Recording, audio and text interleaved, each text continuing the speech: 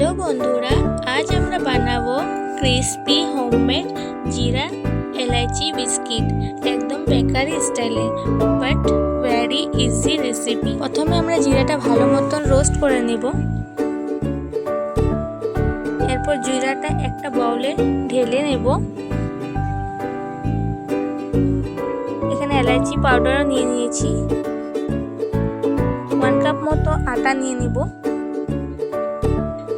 তারপর 2 table spoon মতো powder চিনি নিয়ে নিব। 1/2 টেবিল স্পুন মতো রিফাইন্ড অয়েল নিয়ে নিব। এরপর 1/2 টিস্পুনের মতো নুন নিয়ে নিব। এরপর বেকিং সোডা অ্যাড করব। 1/2 টিস্পুনের থেকে কম নিয়ে নিব। এরপর ভ্যানিলা এসেন্স ভালো মতো মিক্স করে নেব। দেখো আমার এখানে ভালো মতো মিক্স করা হয়ে গেছে আর ডোটাও রেডি হয়ে গেছে।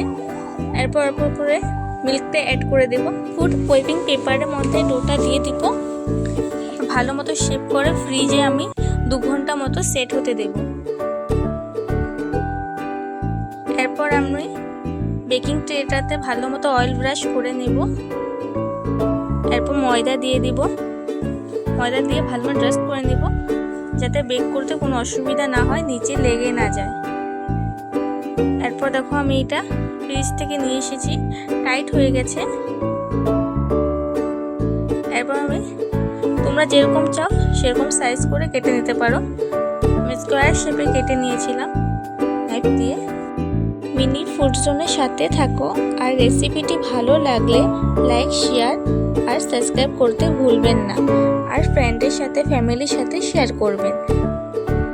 আর হ্যাঁ, তোমরাও ঘরে নিশ্চয়ই ট্রাই করবে আর আমাকে কমেন্টে বলবে কেমন হয়েছে রেসিপিটা। ওখানে আমি ওভেনটা প্রিহিট করার জন্য 10 মিনিট পর্যন্ত আমি বসিয়ে দিয়েছিলাম। এরপর এক এক করে আমি বেকিং ট্রেতে রেখে দেব বিস্কিটগুলো।